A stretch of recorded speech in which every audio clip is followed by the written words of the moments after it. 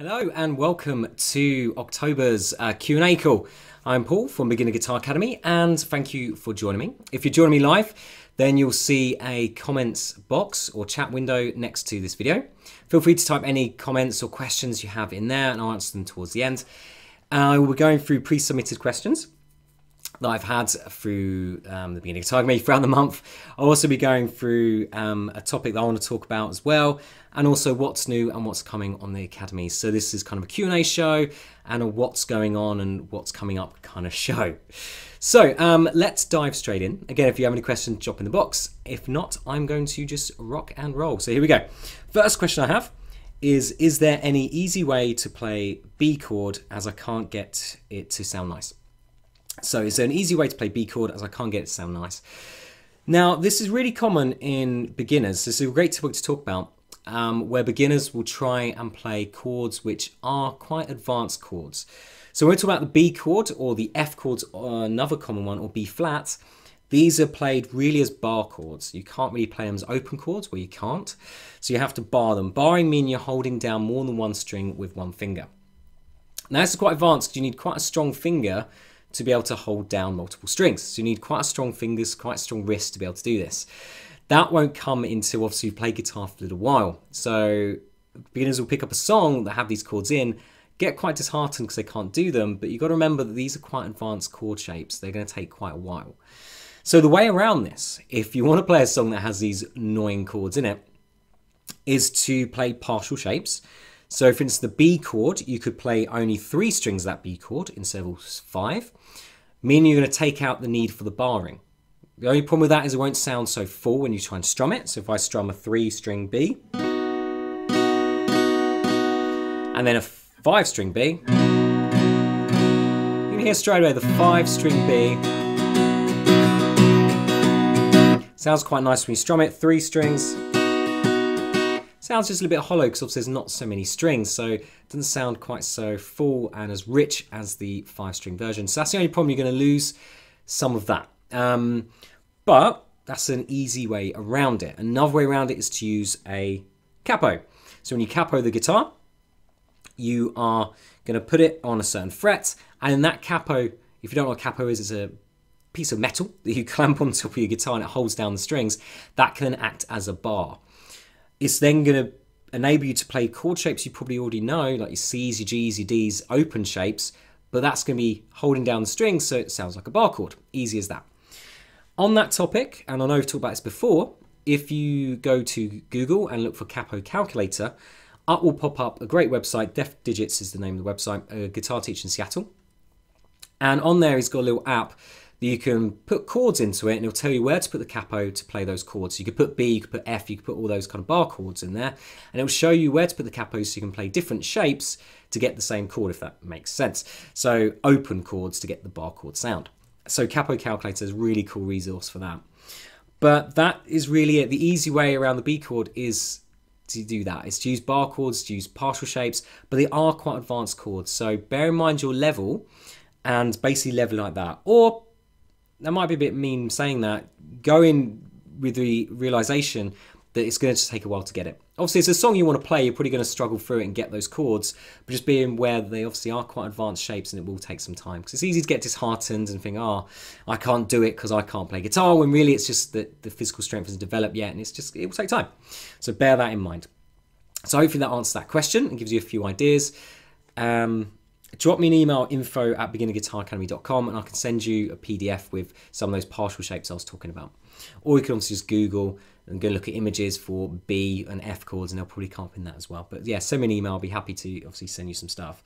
Right, next question. And the next question, I've been trying more lead solos and bending strings, but I keep plucking the strings above with my fingernail. Now, this is really common when you bend strings. I remember doing this all the time when I first started.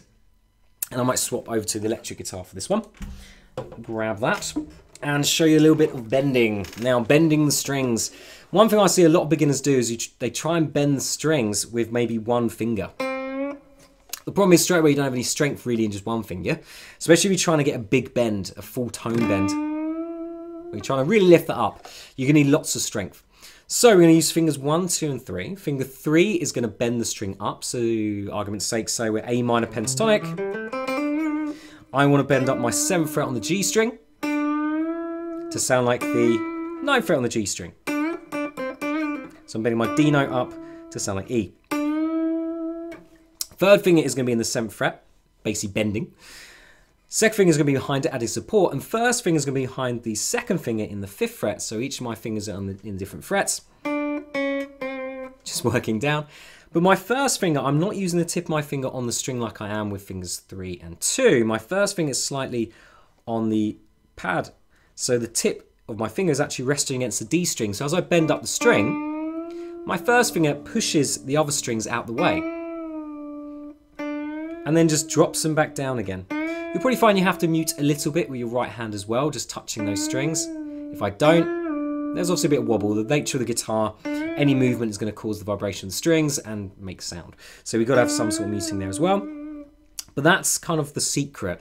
Your 1st finger is moving the other strings out of the way. If you don't do that, your 3rd finger, let's get the right finger, that's actually pushing the string up, will get trapped under the others.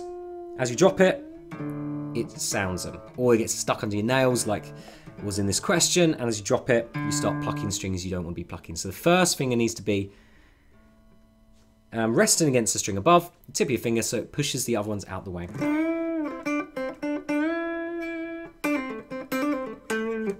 And that's a really good way of getting those clean bends.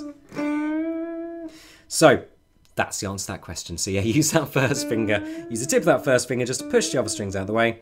Use the other 2 to add strength and support to that bend. But yeah, bending, again, we were talking about strength a minute ago with the bar chords.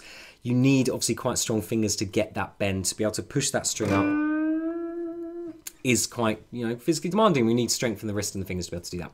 So it will come, keep going with it, and you'll get there. Again, don't be put off because your bends, you're not getting the height you need, the pitch you want, because that will develop, that will come. Right, 3rd question. And the next question, any suggestions for exercises specifically designed to strengthen and improve pinky coordination? Yes, because pinky is a pain, because it's the weak finger. Naturally, obviously, it's quite weak. We don't use it a lot. So then you try and use it in your guitar playing, you find you've got no control over it. It doesn't want to go where you want it to go, and you've got no strength in it. So you can't really use it in a song you want to use it in because you can't get it down. This is a problem with pinky finger. So let's talk about a couple of little ways we can work on the pinkies. The first thing I'll do is the 1, 2, 3, 4 exercise. That means putting your 1st finger in 1st fret, 2nd finger 2nd fret, 3rd finger 3rd fret, 4th finger 4th fret. That's a really good strength builder because you're using obviously all your fingers. You can really target that pinky. You can even take out some of the fingers and do finger 1, finger 4. Just playing on different strings. You're basically then targeting that weak finger, and that's going to really help build up the strength. So that's a great thing to do. Just really target that pinky finger.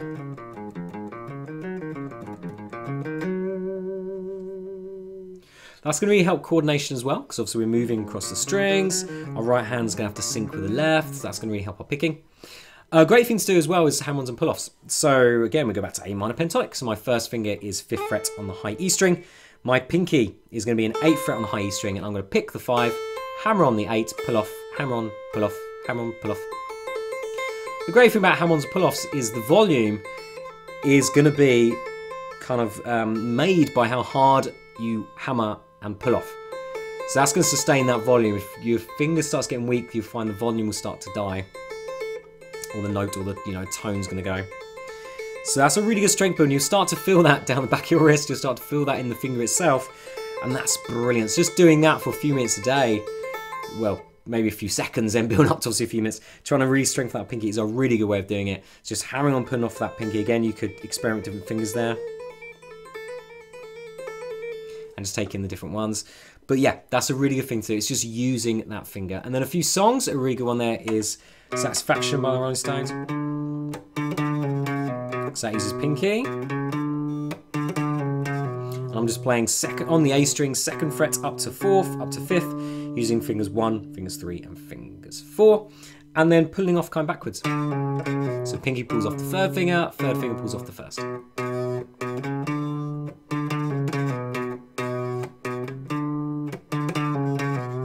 So you can see it's really just anything like that's going to really use it. Another great one is Layla. We have the your hammer-ons and pull-offs.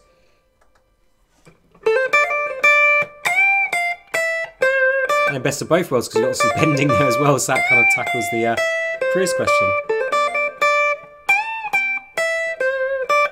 So that's really good again, because that's hammer-ons and pull-offs that pinky finger.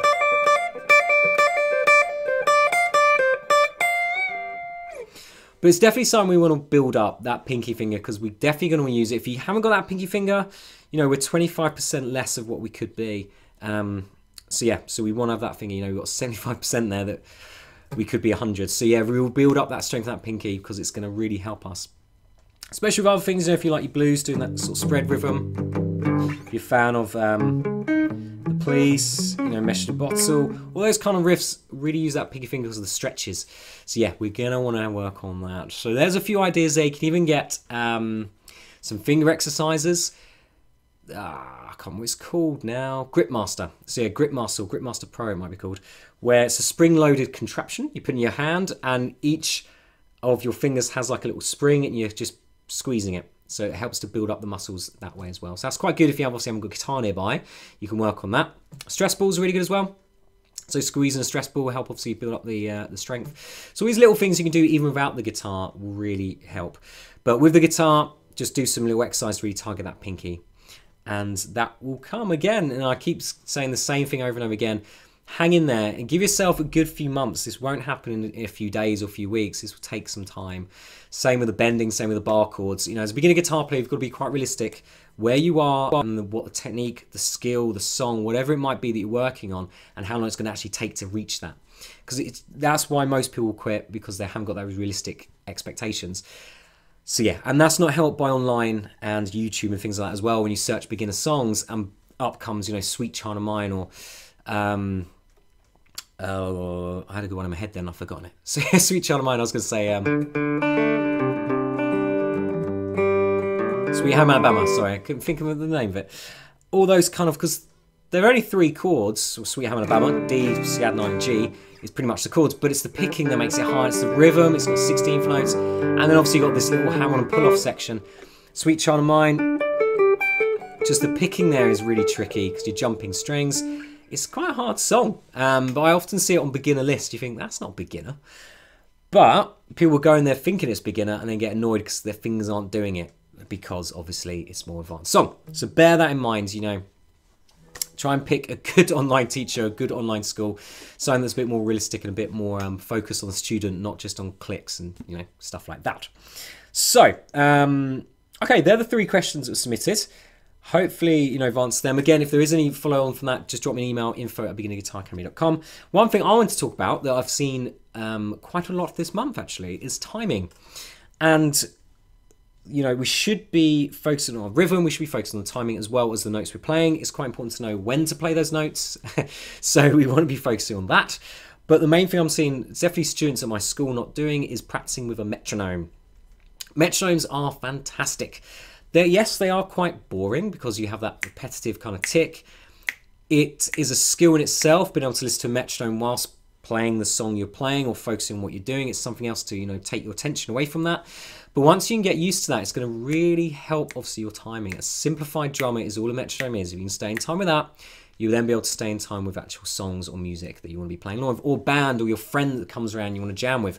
These are super important things that we really need to bring into our practice routine. A metronome also is a really good learning aid, because if you want to learn a song, you know it's 120, get your metronome, bring it down to 80 or 90, and then slowly building it up, you can build up to that speed. You don't have to dive straight into 120 and, you know, go around in circles trying to get it right. And you can obviously see it improving. So it's really good for motivation, because as your metronome speed's increasing, so is also your confidence. So that's going to really help keep you motivated and keep you moving forwards. It's super common to see people that don't use metronomes get annoyed because they don't feel like they're getting faster, but they're not keeping track of it. There's no way of recording that speed. So they are getting faster, but they're just not aware of it because they're not tracking that speed. So in their head is the speed they want, but as they're improving, getting close to that speed's then getting further away, if you see what I mean. It's getting faster. They've not got anything to actually keep it at the right speed. Metronome obviously is a set speed, so you can see how progressing. So I see that all the time. Students say they're not getting any faster. I can obviously see that improvement week by week. They don't. but they are. It's just the speed is getting faster in the head that they're trying to aim for, and they're just obviously chasing a never-ending kind of speed, which everyone's always trying to get faster, but metronome's going to help us, you know, make it a little bit more focused. So yeah, definitely get a metronome. You can get ones like this. Now this is quite an old one I just grabbed a minute ago off my shelf, the Korg MA30. I don't actually use that anymore, I use an app. But yeah, this is quite good if you want a standalone one. There's quite a few students I have that kind of want electronics out the way, playing the guitars their way, just unwind, unplug. So something like that, which is a standalone Korg MA30. That's quite an old one. The Korg MA, I think it's the Korg MA1, comes I think in black and blue. Is probably the one you're going to see on places like Amazon and things like that. They're about £10, so not too bad. You can also get tuners mixed in with those as well, so kind of multi-units. They're quite good. But yeah, something like that would definitely be helpful.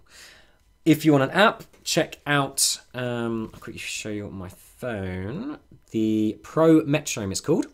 Now, this is one of the only free apps I've come across which will not stop. Normally free metronome apps, they'll tick for a little while and then they'll stop, up comes a pop-up, you know, buy this app and you can keep listening to it. This one doesn't do that. You can upgrade, but it gives you pro functions you probably won't really need, or not yet. And there it is, Pro Metronome. So you press the little wheel. All my volumes are off at the minute because I've turned everything off because this is Bluetooth normally to speaker, and quite often I forget to turn it off watching my video and it starts playing through the speaker, and no one likes that. So yeah, you can see that. You can spin the wheel to speed up, slow it down. It's really, really cool. So yeah, definitely need a metronome. That should be on the list of essentials as a beginner guitar player, getting a good metronome. And super easy with things like apps. I think even Google has a built-in metronome, so if you go to Google and type in metronome, it'll come up with their own one. So there's loads around to choose from. So yeah, make sure you get one. Still on the metronome, make sure you start slow and build up. One thing I see a lot of students do is they'll hit an exercise at 80 after like maybe a half an hour to an hour practice session, and then they'll come back and try and start at that 80 again the next day, and then think, well, I practiced that loads yesterday or last week.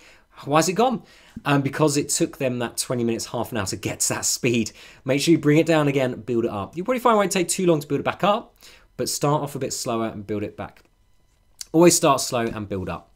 A really good thing to bear in mind when you're practicing, if you can recognize what you're practicing, you're performing it, you're not practicing it. And that goes with definitely obviously songs, things that are recognizable. But if you can recognize the thing you're practicing, you're performing it, you're not practicing. Practice is breaking something down, really micro, work on those skills, building it up in speed, and then get to that performance stage. Right, so that was really my question. That's what I wanted to talk about, was metronome, because it's something I've seen people not using enough, and it would really help them develop a lot faster. So next thing I want to talk about is what has been released lately in the Academy, what you should be looking out for, and I'm back in the studio now recording. A lot of editing this week, trying to go back through it. Each song I put online takes about 5 years, about 5 hours to kind of edit, put in the tab, put in all the kind of stuff I do with it. So it does take a while, but we are getting there. So I'm aiming for maybe a song a month now, maybe 2 weeks, depending obviously, because I'm focused on some other stuff I'm going to talk about in a minute. But the song this month is Heart of Gold. Try to remember it, the Neil Young track, which is really good for beginners. Simple chords, E minor, C, Gs and Ds. It's got a cracking little intro.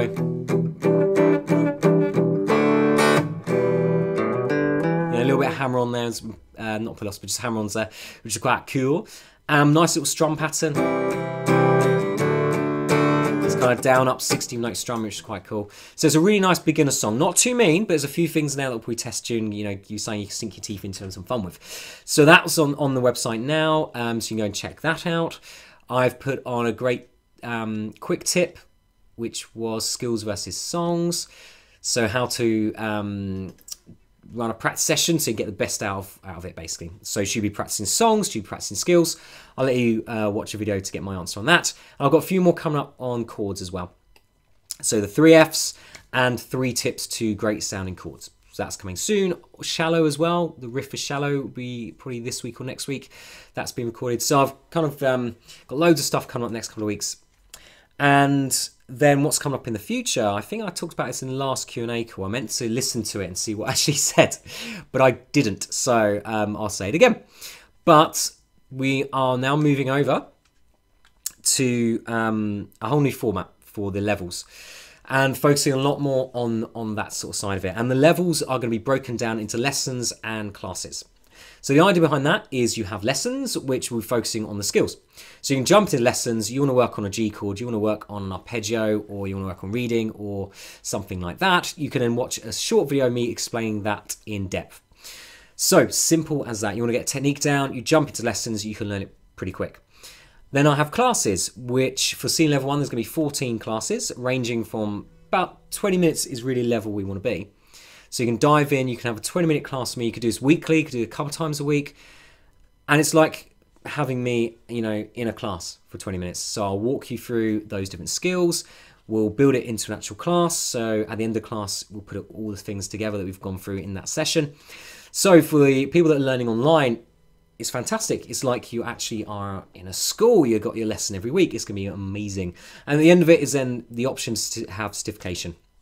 How that's going to work is you then just upload some videos to YouTube, unlisted, so obviously your friends won't see them if you don't want them to. You can then just pop in a little form, the URLs, send it through. I will then watch that and give you then a video feedback. And if you hit the requirements, again, there'll be a video of me demonstrating what you have to do for that. I'll then send you a video and you'll be then obviously whichever level you've taken. So we're going to bring a certification. Now that is a little extra charge because it takes time for me to watch the videos and offer feedback and things like that. So, but it's not obviously going to be anything too big. It's just going to be enough to obviously cover my time. But yeah, that's just an added option for those that want to certificate and get an actual level and have me watch and give them feedback and, you know, mark their progress. So I'm super excited about that. That'll be launching at the end of, where are we now, October. So end of November, senior level 1 and senior level 2 should be done. Definitely senior level 2 lessons, maybe in senior level 3 lessons.